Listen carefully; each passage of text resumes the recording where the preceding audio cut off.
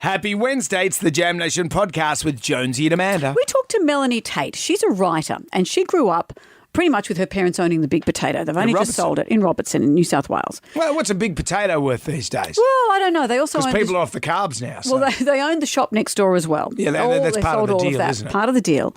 Well, when she looked at the local potato festival... Yep. A part of which was the local potato race. And it's a race where guys get a sack of potatoes and they run around a track. And then girls do the same. Mm-hmm. The prize money was different, and she thought that's not fair. And there was a huge difference too. For the men, it was like $1,000, and for the women, $200. And she said, "Well, that's not fair." So she thought she'd try and even it up, thinking the local citizens would like it. She divided the town. Friendships were ruined. She still feels uncomfortable. She's written a play about it, and now there's a movie about it. It's on the telly tonight. So now she's even she's doubling down. She won't be able to go into Robertson ever again. Lucky she sold the potato. Also coming up, I love stories about local vigilantes. Oh, I can't think of anything worse. What about the Equaliser? Oh, Denzel Washington. For all the big vigilantes, there's a small vigilante who wants to do something so his driveway's better. Can't stand it. Okay. We've both got different views then. Down to the Jonesy and Amanda Arms for the pub test. Tracking friends and family's locations on your phone. Does that pass the pub test? And Nate Bargatze, US comedian, joins us. We are also going to discuss whether we would be tempted to eat human flesh. The usual. It's the usual stuff. This is your thing. Enjoy the podcast. Everybody online. Right now, by the miracle of recording, we had so many requests for them to do it again. Mistress Amanda. Miss Keller. Amanda. Doesn't work alone. Wow, this is fantastic. Her friend is in a back room making the tools of the trade. I've heard them describe him as a drunken idiot. Sorry, I've been drinking beer. The legendary pirate Jonesy and Amanda the actress. Hello, Wiggles. Congratulations, Mandy. We're on the radio right now. What is it you can't face? Jonesy and Amanda, you're doing a great job. You have no empathy for anyone but yourself, you giant tool. Now's the time to hear good radio. Sorry, a bit of a tongue twist there. What are you, an idiot? Jonesy and Amanda are here. It's showtime, a-holes. We're on the air. Top of the morning to you, Amanda. Hello, how are you? Great. I had a great night on the telly last night watching Were you on the telly? Not on the telly, just watching TV. Oh, what'd you watch? I was watching Heavy Toe Australia. I was dabbling in a bit of Seven Mate. Heavy Toe Australia. Heavy Toe Australia. Can I try and guess what this is? It's about someone, is it like medical emergency? Someone's got a really heavy toe. Or is it people just towing heavy things? And why is there a show? B, why have you watched it? Because it's on TV. It's really good. There are choices, It's blokes and they tow stuff out of trouble. What's an example? Like some guy's rolled his truck and then these guys come along. They're like Thunderbirds with all their stuff and they tip the truck back over and they have to, there was the other night there was all paint on the road in New Zealand. Do you like watching these troubleshooters that come in and just move things? Yeah, because that's what I want to do. Does Helen watch this? Instead of this dumb job. Helen watch this with you? No. Why, she does, but she sits there doom scrolling through her phone. I'd prefer to do that too. She doom scrolls through her phone and going, oh, they're never going to get that catamaran out of those mangroves. So she has a bit of skin in the game. But there's always the jeopardy with those shows. If Keith doesn't get into Mika Thara by 6 o'clock tonight, he can kiss his bonus goodbye. Right. And then Keith's driving his truck and he goes, if I don't get into Mika Thara by 6 tonight, well, it's not going to be good for me. Yeah. And then he always gets in there. Well, funny. Always. Funny that, isn't it? That's how you do that show. Yeah. You've got to have a bit of jeopardy. It's like Bewitched. Quick, turn your boss back into your boss after you've turned him into a wild pig before the other bosses turn up. And so that would be the show. It goes back to if Bill and Ben. Samantha doesn't get the boss back into human form by 6, she can kiss her bonus goodbye. Every time we watch any of those shows where they do that, Harley goes back to that. Remember Bill and Ben, the flower pot men? Yep. And it was always quick before the farmer comes back from his lunch. Yeah. Beep, boop, boop. They're To get back into the flower pots. It's always the same. I was talking about the weed. I think there was a bit of weed involved. Weed? No, I think there was a bit of weed involved in that. But we should have a show like that. There should be a reality show on this. So someone narrates our show. If Amanda doesn't manage to get this through, then she can kiss her bonus goodbye. See, is it a ratings-driven thing? What would our jeopardy be? Well, it could be if we play that song before 6 tonight, well, they're going to have to hand over $5,000. This could be Work great. out promotions into it. Yeah, this could be something that we could do. Yeah, maybe if Jonesy stuffs up the time, people will be late to work. That's real Jeopardy. That's what really happens. If Amanda doesn't go the blub on the show today, then she can kiss her bonus goodbye. These are all great ideas. You know, you have options. You don't have to watch stuff like that. What else am I going to watch? Outlander? I don't want to watch it. No, Harley doesn't let me watch it either. I don't want to watch I have to go into a secret room if I want to watch that. Yeah, right. And I'm happy for it. It's called my bedroom with an iPad. We'll put you in a secret room with a set of boxing gloves. Just in case. How will I strap on my chin sponge, Okay. Brendan? I don't want to hear you strap it on anything. Action-packed show today. Instagram makes its return, and we can't do anything until we do the Magnificent Seven. Question 1. What's the work of a cobbler? 13 WSFM is our number. If he doesn't cobble his shoes. Oh, you're a friggin' idiot. Bloody hell, why do we bother? Why do we bother with these questions? Oh, come on, it's question 1. It's shooting fish in a barrel. Podcast. We have the Magnificent Seven. There are 7 questions. Can you go all the way and answer all 7 questions correctly? If you do that, Amanda will say... If you get to question 7 before 6 o'clock... Actually, that makes no sense. You do it. You do it. If you don't answer these questions by question 7, you'll lose your bonus. Oh, nice. How come everyone's getting bonuses? Well, that's what happens on those shows. We're talking about those reality shows, Heavy Tow Australia, Outback Truckers. But isn't it just your job to get Salvage it there? Hunters. Yeah, do you get extra bonuses if it's on time? Because Yeah. the TV production like to make it look like that. My wife doesn't like Salvage Hunters because there's 2 young ladies in it that suddenly appear in bikinis and cozies all the time. What are they And she salvaging? goes, why are these dolly birds here? Less wearing bikinis and suntanning yourself. More salvaging. More getting on the and getting a reciprosaur to the boys on the job. Oh. Nick's in Canley Vale. You know you're old when you use the word dolly bird. Dolly birds, that's what Helen says. Hello, Nick. How are you? Good, thanks. How are you? Good, thank you. Very Question good, thanks, 1. Nick. Let's get straight to it, Nick. What is the work of a cobbler? He repairs shoes. Yeah, of Yes, course as he does. Brendan told us earlier. Did I tell you that, Nick, or did you come up with that by yourself? I knew that, mate. Of course you did. You're not a deal. On radio, Bingley ads typically feature the voices of Yenda and which other Lee? Yeah. They're good friends of the show. Yeah. Lionel. Lionel, that's it. I love Mum, these. it's the finale, the epilogue, The what? the ending, Mum, like a play. Your whole life is play. Wouldn't it? They're a Makes good me comedic laugh. double act, It's aren't good. they? Question 3, we're going to play AI, Who Am I? Computer says. No idea. Now, this is an AI Elvis. We know that. What song is AI Elvis singing? It's not one of his own. Oh, one I take blood and I cannot lie. You are the brothers I can't deny. And when a girl walks in with an itty bitty waist and a round tinny in your face, you get sprung. You get sprung. Oh, you get sprung. And deep in the jeans she's wearing, I looked and I can't stop staring. Well, do you know Nick. what that song is, Nick? One of the classics. Well, I know the tune. I'm not going to ask you to play it again. No, I like it. We can play it again. Nick, Well, here you it wanna is. play it again? Yeah, let's do it. One I take blood and I cannot lie. You are the brothers I can't deny. And when a girl walks in with an itty bitty Yeah. waist and a I round think we get tinny it. in your face. Is he singing about dolly birds, maybe? But what's the song? Dolly birds. Oh, no, guys, I'll pass. Oh, Nick, I've enjoyed this journey. We could listen to you hem and haw all day. On All the right, show. well, that's question number 3. What song is Elvis singing? Jam Nation. The Magnificent Seven, we find ourselves at question number 3. This is going to go to Nick in Moore Park. Hello, Nick. Hey, how are you? Very well. This is AI, Who Am I? Computer says. No idea. So we know this is an AI Elvis, but what song is AI Elvis singing? Oh, one I take blood and I cannot lie. You are the brothers I can't deny. And when a girl walks in with an itty bitty waist and a round tinny in your face, you get sprung. You get sprung. Oh, you get Nick. sprung. Nick, do you know the song?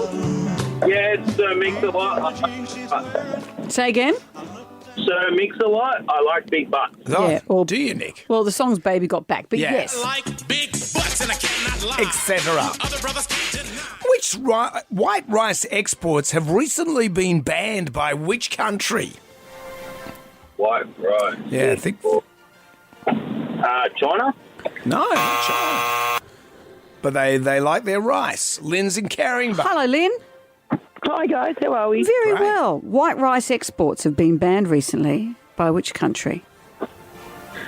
Well, the other big consumer of rice would be India. That's India. It's India. The government said it was imposing a ban on non-basmati white rice because the retail prices climbed 3% in a month, heavy monsoon rains, etc., etc. They're saying we're not going to...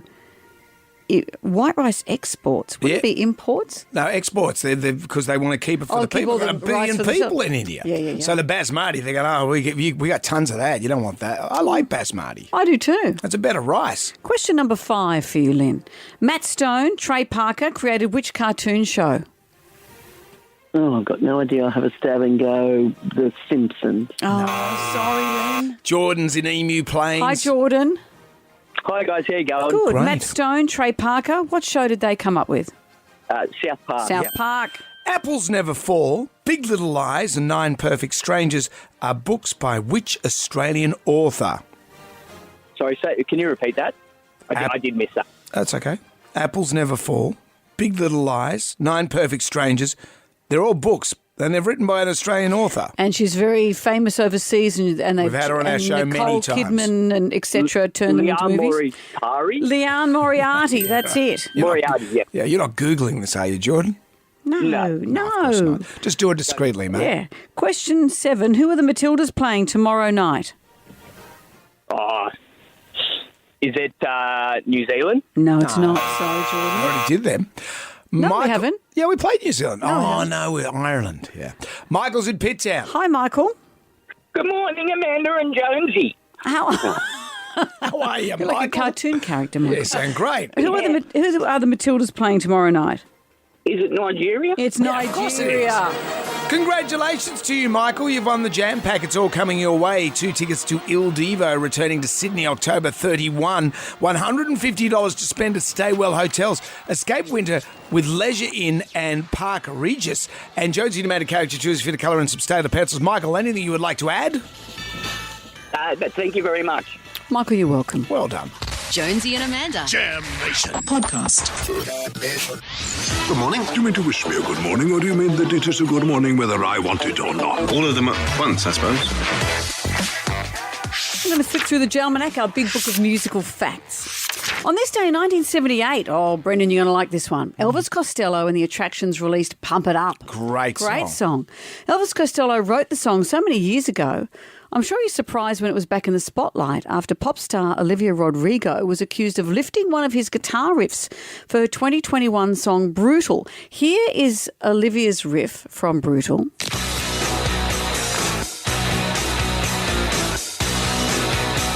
Yeah.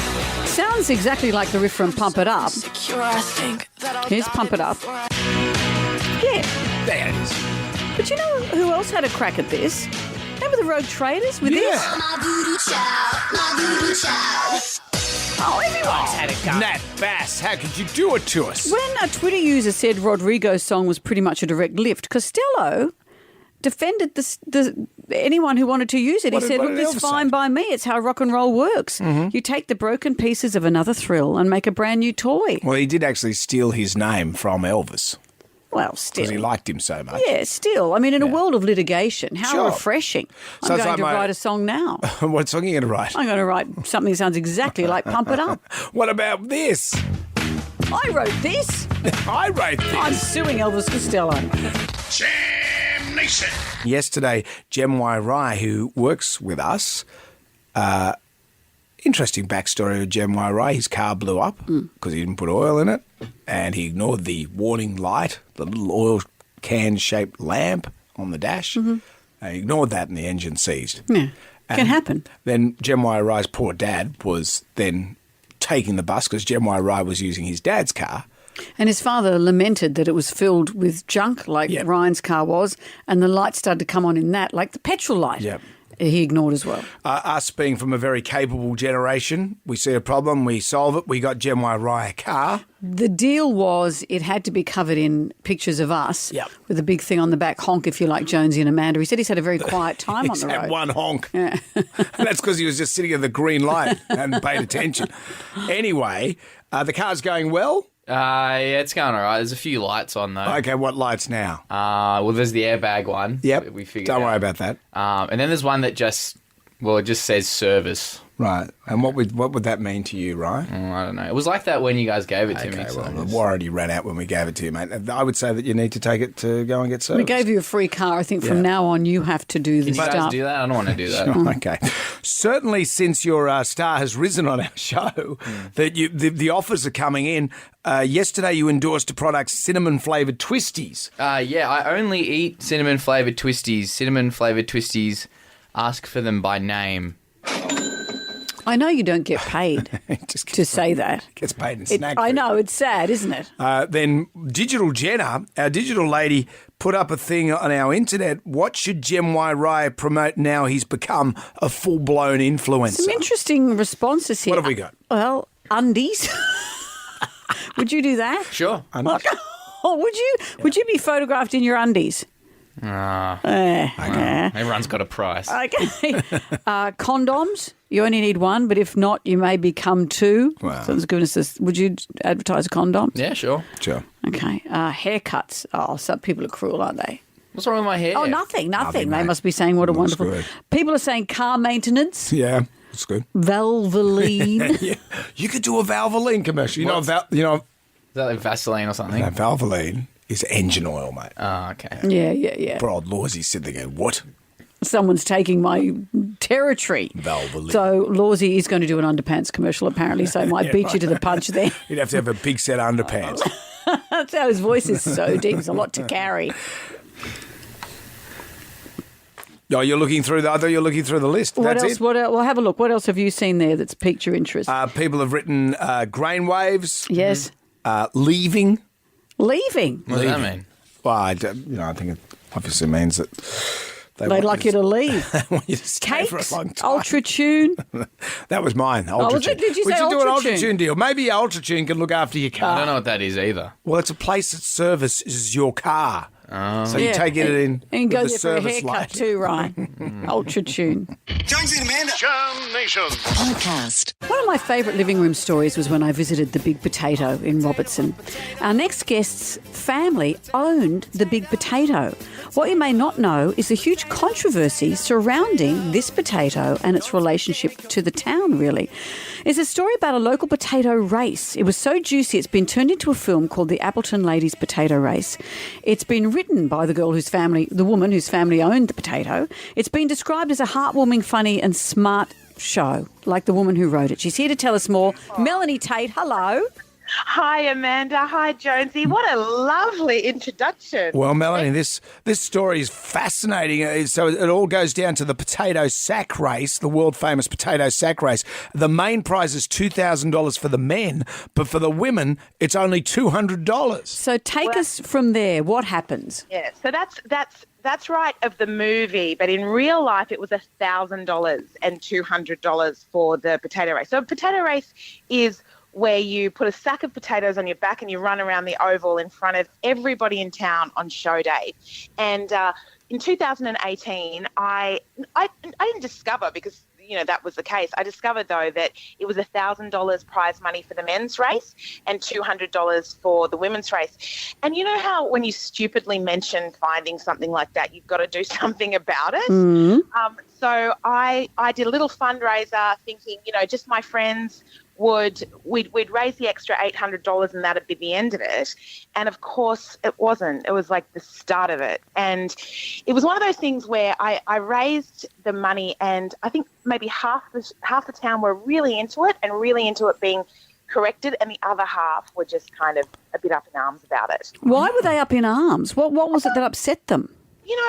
I don't know. I think that whenever, we can look all throughout history, whenever women try to get the same thing as men in a situation like that, there's always people that are upset about it. There's always people that think women don't deserve it, or they don't carry as much weight on their in the potato race, literally, they don't carry as much weight, and it was stuff like that. Right. So, change is really, really difficult, and it made a lot of people very, very uncomfortable. It was actually pretty awful. And with that, all those feelings, because I'm a writer, there's nothing else to do with the feelings. And so I wrote a play sort of inspired on that. So what you see on the TV tonight, which has been made into a movie, isn't exactly what happened. You know what I mean? Like it's very much a dramatisation that is inspired by this like little moment in Robertson and my own personal history. But how surprised you were in that small town, how quickly people could turn against you when your family lived there. Yeah, it was so upsetting because my mum and dad at the time, they since retired, but they ran the local shop, and they had for, I think, something like 34 years. And I'd worked in that shop for years and years and years. So it was really surprising to me the way that, people I'd known my whole life didn't want to talk to me anymore. Like I remember on the day of the actual show, the day of the actual race, going up to the to where people registered for the race to find out how many people had registered. And the woman that was taking, down the registration, who I've known my whole life, didn't talk to me, just didn't answer my question, kind of blanked me like I wasn't there. And I said to my friend who'd come up with me, I had a bunch of friends there for moral support, which was really nice. I said to her as we walked away, did that just happen or did I imagine that? She said, no, that really happened, So it was really, really a very, very upsetting time, It was really, it was quite disconcerting, when people that you've known for a long time are upset by something that you've done or don't want to talk to you. This begs the question, so with this movie coming out tonight, how are you going to go walking around Robertson now? I don't know. I'll be really honest with you, Jonesy. I still feel a little bit embarrassed about it. So when I am at home in town, like I don't live there anymore. I live in Sydney now, and I only live in Sydney because I can't afford to live back there now. It's so expensive to live there now. All the hipsters have taken over. Yeah. I would love more than anything to live there now on a just 10 acres. You know what I mean? That's all. Just 10. Yeah, I'm not, I don't think that I'm greedy, just 10 acres. But still when Mum and Dad left the shop in February, and of course I went down and I always used to work on holidays, like Christmas and Easter and stuff like that when they needed the help.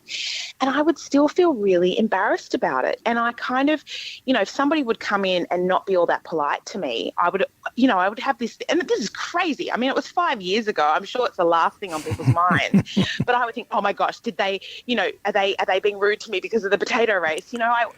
Sort of, yeah, it's still there. I still feel a bit embarrassed about it, which is so strange because we had a great outcome. We got the money, sequel, it's great. Hopefully this movie makes you lots and lots of money and then you can buy Robinson.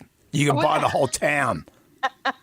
That would be wonderful, and only allow people that support your supporters. That's your follow-up movie. And that's when your dictatorship starts. Exactly. Only those people are allowed to live there. Well, this is a great movie, The Appleton Ladies Potato Race. It's tonight, 7:30 on Channel 10 and 10 Play. Melanie Tate, thank you. Thank you so much, Jonesy. Thanks, Amanda. Have Lots a great of love. day. Okay, Look see ya. after yourself. Jam Nation. Doing it for the grab right now. Who wants some free money? Instant. Calling cash. Moolah. I like the sound of that. Jonesy and Amanda's Instagram. Here it is, 10 questions, 60 seconds on the clock. You can pass if you don't know an answer. We'll come back to that question if time permits.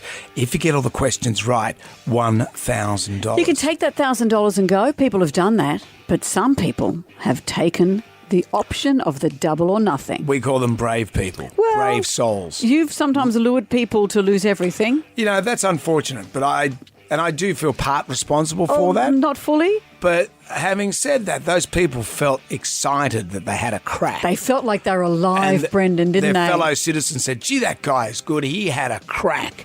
Even if it was a woman. Not like Johnny Pussypants that pulled out. Why do you insult people who play this game? Hello, Anna of Campbelltown. How are you? Hi, I'm well. How are you? Very well, thank you. Okay. Well, Jonesy's done his best to put everyone off. Not at all. So we've got 10 questions. We've got 60 seconds. Say pass if you don't know. You ready to start? I'm ready. Anna, good luck. Let's see what we can do. Here is question number 1. What is 5 plus 2? 10. I'm sorry, I'm out of time.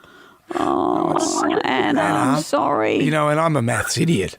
Jonesy, when we practiced, Jonesy hesitated with this I one. did hesitate. I know that you thought we said times, but we did say plus. I did eventually get to 7. But yes, I'm sorry, Anna. It all ends there. I'm so sorry. Don't Anna, be don't sorry. apologise. $100 for your groceries. If That anything, can happen. There's a good chance you've become man of the match. Yeah, well, that's and you'll right. live on in promo form for the rest of your life. You know. Well, that's good. It's She entertaining. thought it was 5 times 2. It can happen. She's a cruel mistress, this game. It's a tough old game, I tell you right now. Coming up, do you like... You wouldn't have thought that when the question was 5 plus 2, but you never know where people are going to stuff But I did hesitate. up. When you asked me this morning, I went... I know. Sometimes they're so easy, you stuff up. So there's no shame, Anna. Damnation. So when I said, do you like the idea of vigilantes? No. Why not? That's so People cool. who take that, it's cool. Did you not ever see... the great vigilante movies. Yeah, but no. If there's a vigilante movie, I'm never going to see it. But What about law-abiding citizen? That's great. They're the stories that you think a vigilante is. Mm-hmm. But in real life, they're really small stories. They're people who take tiny, small laws into their own hands and no one would ever make a film about it. Well, there's a story about this guy over in the US, in the town of Maryland in the US, and... You know those community libraries that you see? Oh, yeah. Have you got a community library? We've got one at our local park. Yeah, I've got one near my house. Do you just put your own book in there? It's full No of- one's touched it. They use it's it for full dog poo paper. 50 Shades of 50, Ours is in the local dog park. which is your book. Our Mine's still community available at library. Booktopia, by the way, just in time for Christmas. It hasn't sold out. No, it's still... Haven't you sold out? Anyway, away from my successful or moderately successful writing Of course. career, this man has got his fake, like the little book library, community library, but he's turned it, it looks like a speed camera because he was sick of people hooning up and down the street. So the community library looks like a speed camera. So I've got a handout for you. Look. It's pretty convincing, isn't it? Right. Oh, not that you would notice it. And so what's he done? So people aren't... So it looks like a speed camera. So he's rigged it so he's using it to look like one. So when someone drives down the road, they go, it's a speed camera, I better slow See, on down. that's what I mean. He's taken it upon himself to be that's the good. local policeman. Yeah. I used to live near someone who decided that they didn't want people parking anywhere near their driveway, just in a suburban street. So they took it upon themselves just to paint 2 lines as if the council had done it. No, the council didn't do I that. like when and that took up that big, where he'd painted it meant that rather than having 2 cars that could fit there, only 1 car could fit on the road now.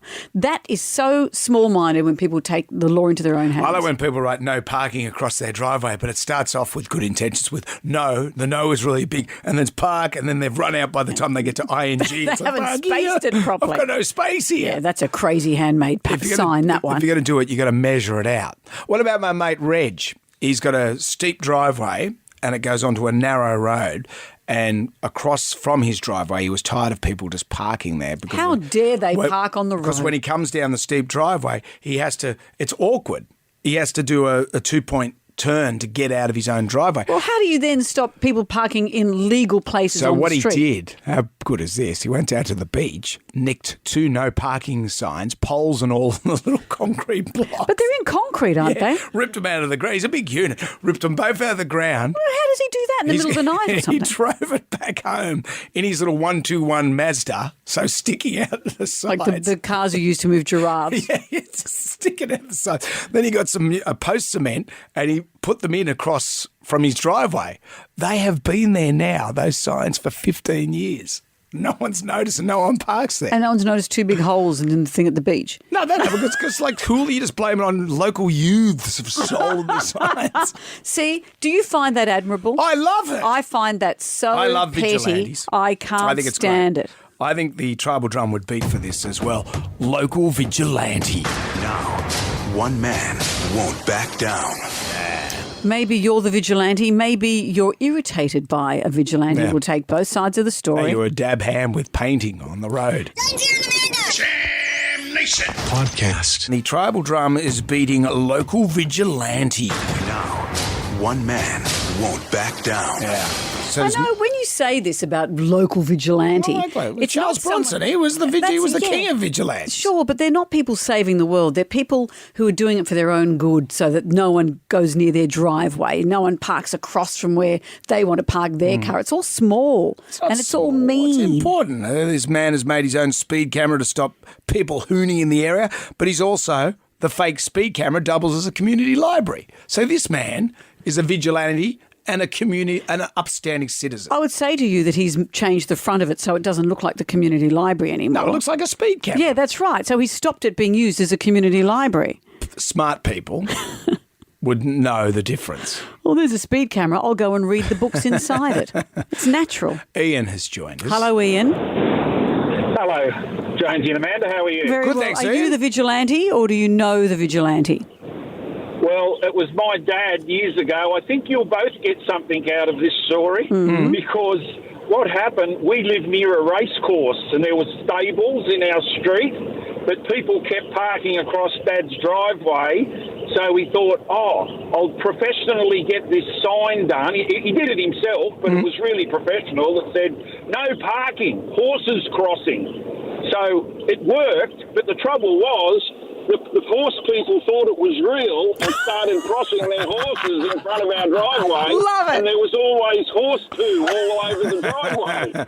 So your dad's sign writing was too good. It was too good. They thought it was real. And, he was forever cleaning up the horse poo until he twigged to it and had to take it down. Yeah, his vigilanteism bit him on the bum. That's a lot of words too. No parking, horse crossing. Yeah. That is a lot of words. Yeah, well, I'm sorry, Ian, but sucker. That's You've got to have a great. spell check Love out. it. Jeff has joined us. Hello, Jeff. Yes. Who is the vigilante, Jeff? Good morning, guys. How you going? Very Great. well. Well, there was a group of us. We were on a building site in the city, and this guy used to park across in front of the driveway every day, knowing we had trucks that come in and out and all that. And he did this for a week, and we kept asking him, and he would keep us waiting an hour. So anyway, we decided one day we'd get the forklift, and we lifted his car up. This is a one-way street as well. So we lifted his car up, took it across the road in a no-stopping zone facing the wrong way, and placed it there, parked, and then we called the police. Oh. And the police ended up coming out and booking the guy. But the funny thing was, as he was booking him, the guy walked up the street and said, "What are you doing? I didn't park here." And he said, "Well, you're parked here now, mate, and I'm booking you." So we booked the guy. Right. Never mess with a guy with a forklift. Quite true. That should be a movie with a rock in it. That's a movie right there. Copyright me. Suddenly he was covered in horse poo. Jonesy and Amanda. Jam Nation. Podcast. Bingo, bango, ready to go? So ready to go. Okay, let's do it. We've been talking about this man in the US who made his own speed camera to stop people hooning around his area. The fake speed camera also doubled as a community library. So this No, guy... it didn't double as that. He stole a community library and used it as a pretend speed camera. He made the community library. He's got books in there, and the front of it looks like a speed camera. And it stops Johnny Smoke the Bags from driving down your road flat out. Well, yes, but then you also had a friend, you said, who had a steep driveway and he didn't like the fact that across the road people were quite legally Reggie parking. would say, he'd try and get out of his driveway and there'd be some bonehead, as he would say. Not a bonehead. That's parked across from Who his driveway. was doing what they were legally entitled to. So he went down to the beach, nicked 2 no parking signs with the poles and the concrete blocks and I've got everything. no time for this. Put him in his little 121. Put them into the spot. No one parked there. It's been like that. As far as I know, still to this day, it's been 15 years. Yeah, well, the tribal drum is beating for local vigilante. Now, one man won't back down. Yeah. Women don't seem to like vigilantes. Well, let's see what Sarah thinks. Hello, Sarah. Good morning, guys. Who was the vigilante? Was it you? It was not me. I actually had a car. I had a boat, and I had nowhere to park it. So I needed to park it in another street, which was literally just the street next to our street. So I parked it there and I left it there for a while. And the people on that street got really angry with the boat just being sitting there. So they actually all started dumping their rubbish inside of my boat. Oh, Sarah. Sarah.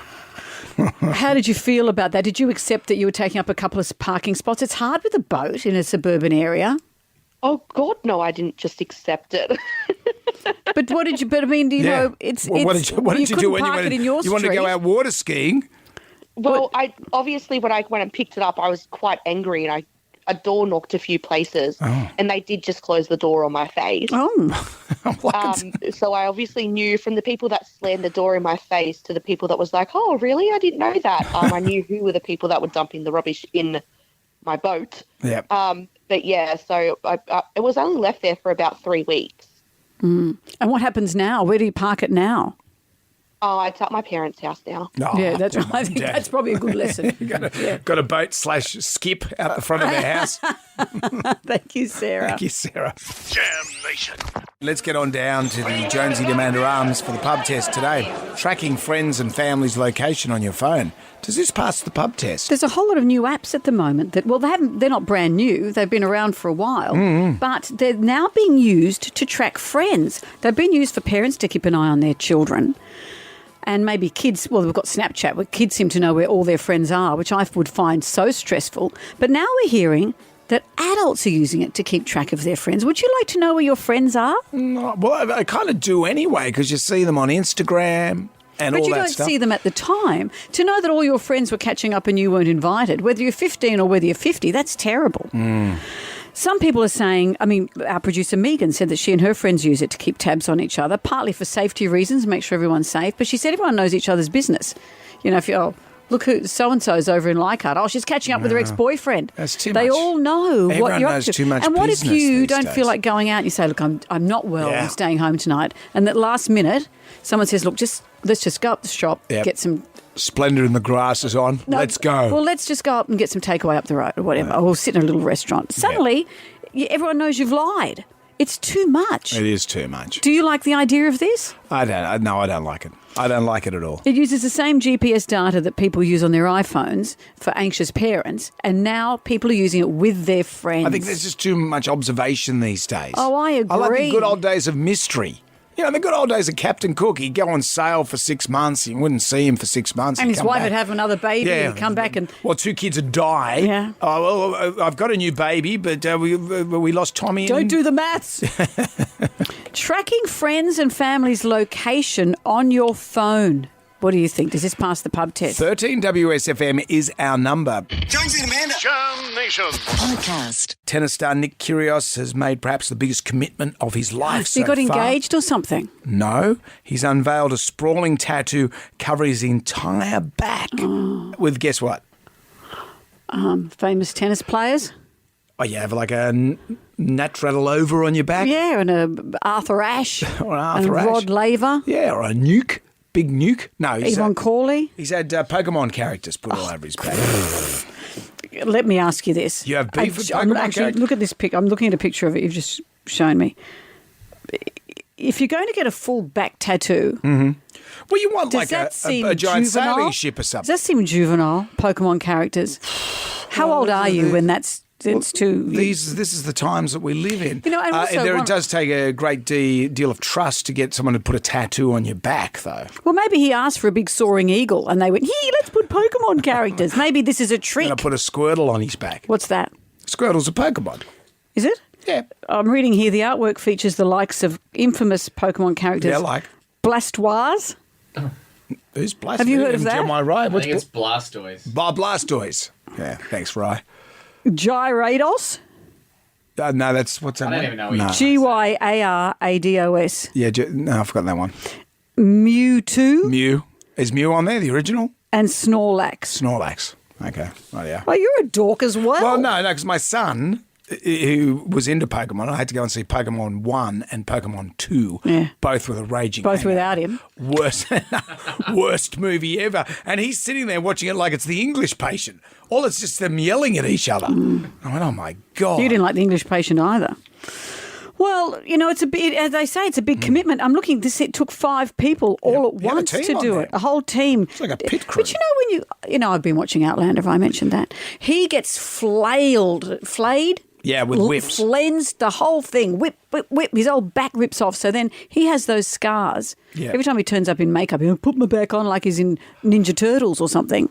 This, when I see this, it looks like he's had some kind of trauma on his back. Yeah. Don't you think? Well, this is the tattoo world we live in. I look at my brother-in-law, for example. He's got a Cherokee Indian on his arm, on his upper arm.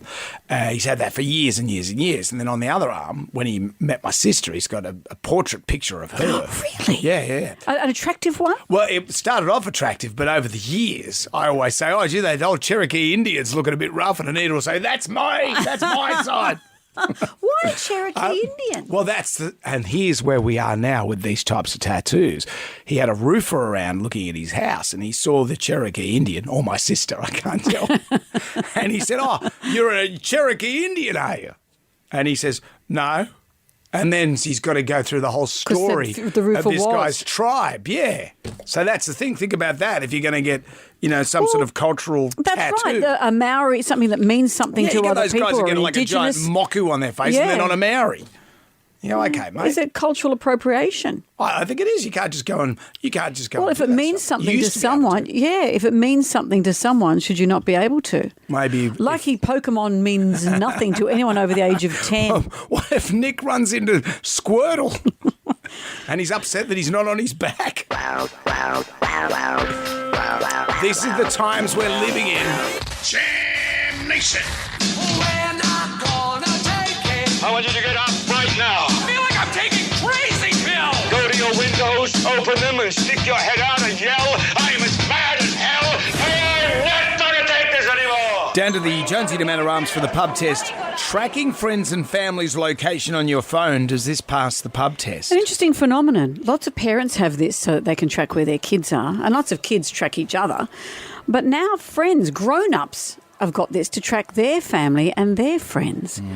I don't think I'd like it. If everyone's somewhere and I'm not there, I'd feel annoyed. Yeah. If you're lying about not feeling up to meeting everyone, you say you're not well and you just head up the road to get something to eat and everyone knows.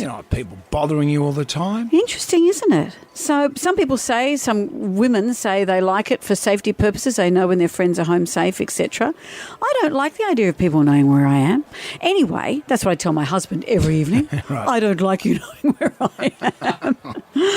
So this is today's pub test. Tracking friends and family's location on your phone, does it pass the pub test? It definitely passes the pub test. This is how my daughters and I discovered that my son was in Bali with his wife. He didn't tell us, and they were on some Snap Map thing, and all of a sudden they're like, where's our brother? Oh, hang on, he's in Bali. My daughter and I have it. She's in Queensland, and we do like 360. So if I'm heading up to Queensland to visit, she knows where I am when I pull up, and I feel at ease that she knows where I am. Absolutely does pass the pub test. I love tracking my friends, love keeping up with all the gossip, love also telling them off if they are going to see an ex-boyfriend. No, I'm 12 years old and I do have this map and I find it incredibly annoying how all my friends can see where I am and I can't have like the freedom to just tell them that like no, I'm like in that area because sometimes I'm doing things and like I don't really want to exactly see them.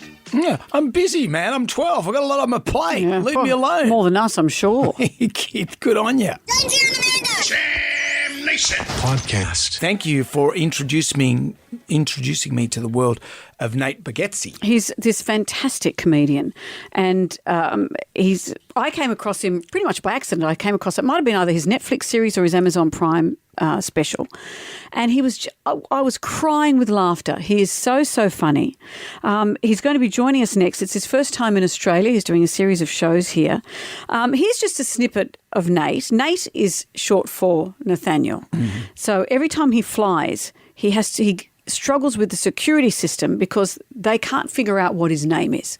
I will never go through that process to get my name changed, so I just deal with it. It gets brought up. Once I was checking a bag, and the guy by the counter, he sees my ticket says Nathan, the license says Nathaniel, and he was like, this is not good. Because these names don't match. And I was like, but they match, right? Like, you can see the leap that we took to get from one to the other.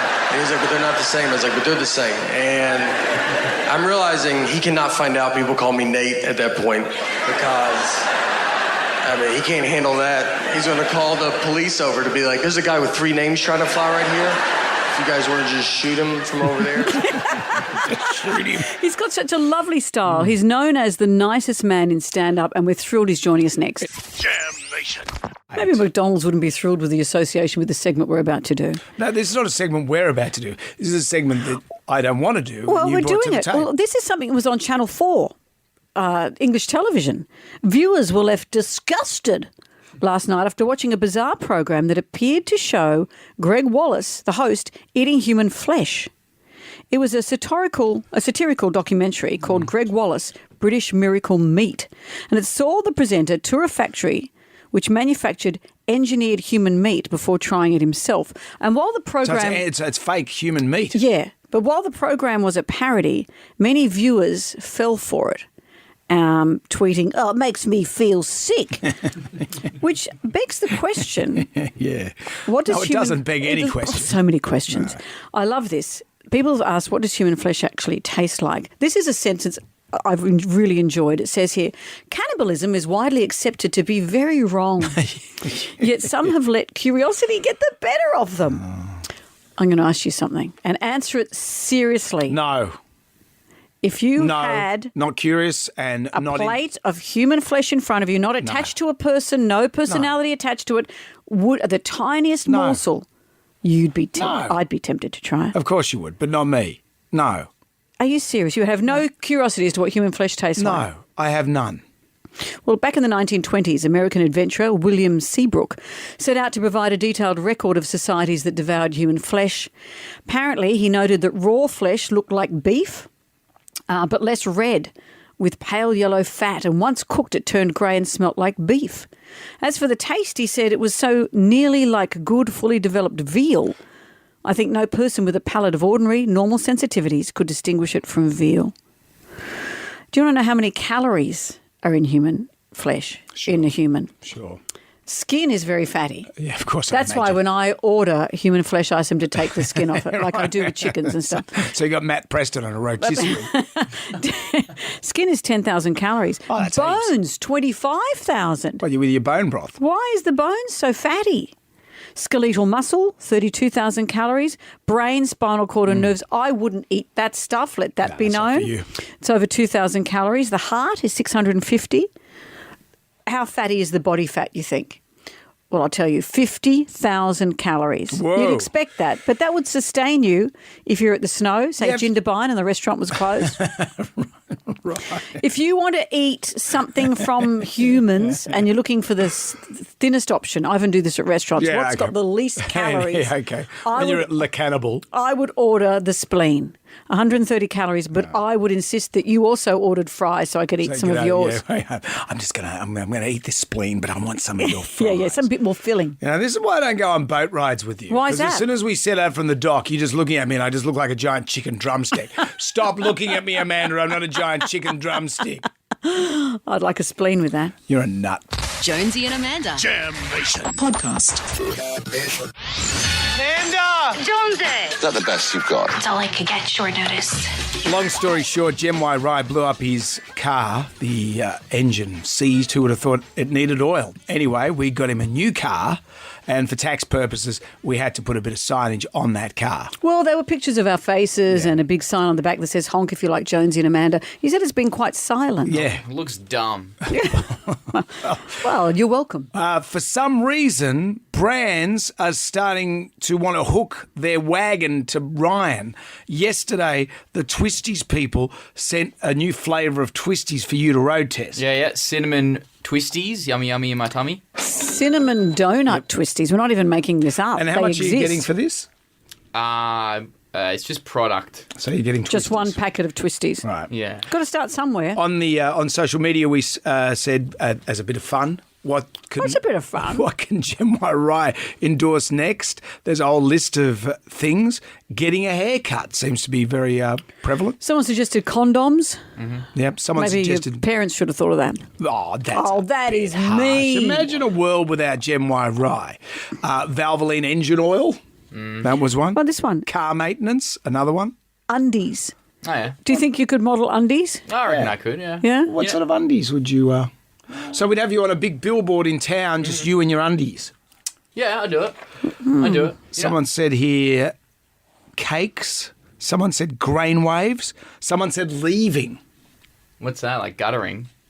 It's guttering. Leaving is guttering, It's that's guttering, right. mate. You know, I like this, and I think, like, in order to keep them rolling in, I've actually made an ad. Oh, no. So, Well, then, why not? Let's have it. I did it during the news. So. Here comes the money. Here we go. Money talk. Here comes the money. You looking for me? Of course you are. Hi, I'm Gen Y Rye, and you might know me as that guy that Jonesy and Amanda work for. You got something that you want to promote? Drop me a line, and I'll give it a vote. Especially if you want to give me a free car, because my one sucks. Here's a testimony from one of my loyal customers.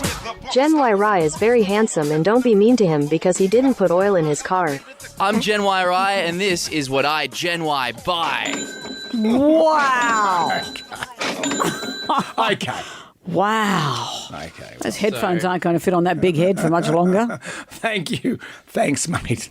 Get about to what you usually do around here. Jam Nation. Thrilled with our next guest. He's currently one of the most in-demand and admired comedians in America. He's rocked 2 Netflix specials, an Amazon Prime special that I cried with laughter watching recently. He's appeared on Conan, Tonight Show with Jimmy Fallon. He holds the title of the nicest man in stand-up. He's in Australia for the first time with an almost sold-out tour, so get in fast. Nate Bargatze, hello. Hello. Here he is. You've got your Be Funny tour. That's a lot of pressure. Yeah. I like to just set it up. I mean, that's just a reminder to me before I walk on stage every night. Did that title actually come from when people find out you're a comedian? They say, well, go on then, be funny? It could, for sure. It's that's definitely where that happens all the time. They tell you to tell jokes and all that. It came from, it's my wife and daughter. That's what they say. I can be superstitious, and they say right before I go on stage every time. And when you come off, do they say, phew, you did it? They went to bed. They left the show early. Because you've got an 11-year-old daughter, and my daughter is now 26, but really it's very hard to make a daughter laugh. Oh, yeah. Absolutely. I mean, she just always says, oh, it's like adult jokes. She likes a couple of them, but not, she's like, yeah, it's like an adult joke. It's just not for me yet. Your father was quite an inspiration for you. He was a motivational speaker and a magician. What was it like growing up with a magician? The most magic tricks. It ruins, I'd say, not in a bad way, but it's like, I've just seen a lot of magic. So I always feel bad because I'm around a lot of magicians, and they'll be like, let me show you this trick, and it's like, he's just like, I'm all right, man. I don't know if I want to. You can only have your card picked so many times. I'm going to saw this lady in half, okay? Do it for real or don't even talk to me. Have you ever thought about incorporating magic into your own act? I never did it. I don't know if it was because I was so close to it that I always saw it.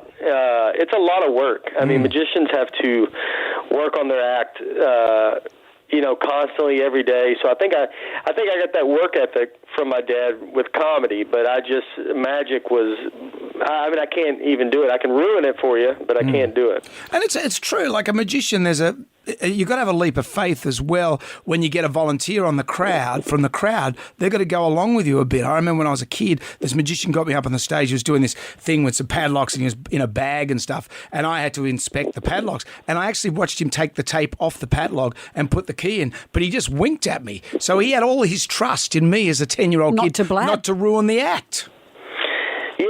I think they know what magicians know how to do is they know how to pick the right person. So they're very good at knowing. They could see it in you that you were going to be. Because you're in on it, and it's kind of fun. And they know how to pick the person that would feel like that would do that. Or maybe they thought you were so stupid you didn't realise what was happening. Nate, you've been named... either one. Either one. They knew something was up. Yeah. You've been named the nicest man in stand-up. That must be a hard mantle sometimes when you want to have a tantrum at an airport or at a hotel. Yeah, it's definitely, I don't want to be mean to anybody, and you can get frustrated, and I'm sure, you get nervous about, you don't want to let someone down, or they think one thing, but overall, I mean, my wife might disagree with that title, but, other people don't. Yeah, there are worse things to be known for, aren't there? Yeah. Yeah. So this is your first time in Australia. What are you expecting from Australian audiences? What have you been told about us? Nothing but great things.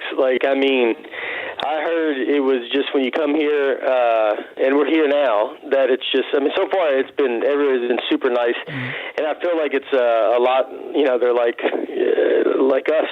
It just felt, that's what I've been told. It was a lot, it'd be like going to, I guess not mini America or big as America, but it's like just I won't feel out of place or anything. Yeah. That's what I heard. The thing about I heard it's great and everybody loves it. The thing about Australians, we'll ask how you're going, but we don't care about the answer. And and if an Australian says to you, "We should catch up," and you'll go, "Oh yeah, okay, when?" That's not going to happen. It's rhetorical. It's just rhetorical. You go, we should catch up. So if we say, "Hey, Nate, we should catch up," and you go, "Oh yeah, okay, great, when?" You go, "Well, we're not going to catch up." And if someone, Nate, asks you to do a shoey, that means they want you to drink alcohol out of your actual shoe. This is all good to know. I've already been talking to everybody. How you going? I'll tell you everything.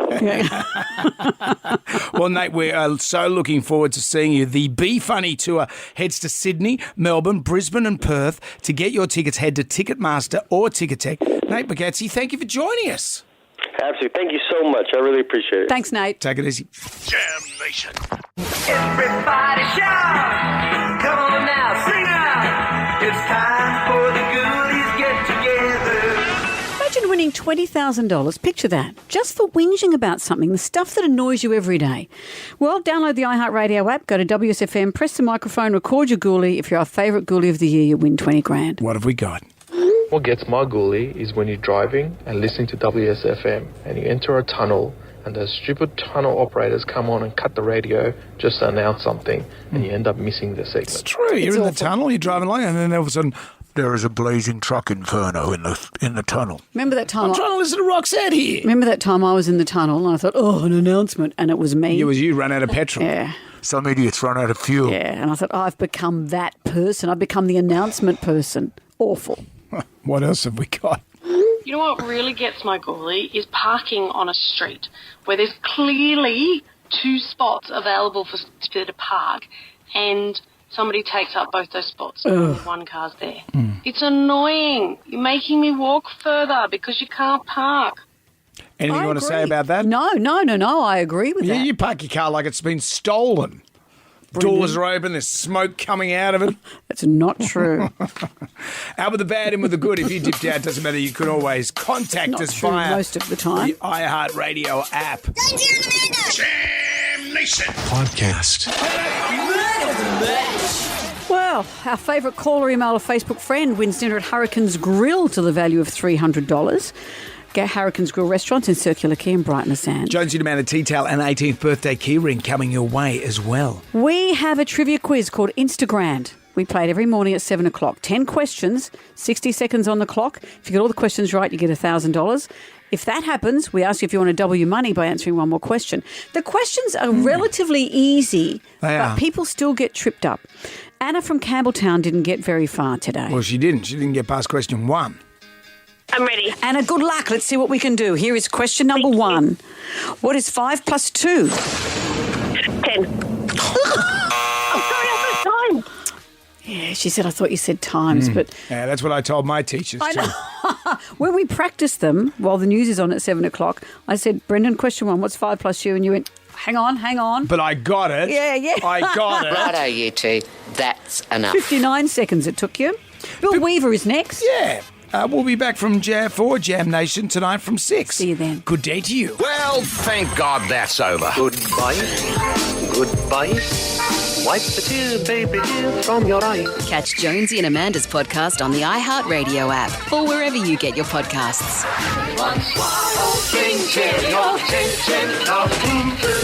Goodbye. Jonesy and Amanda. Jam Nation. Podcast. Catch up on what you've missed on the free iHeartRadio app.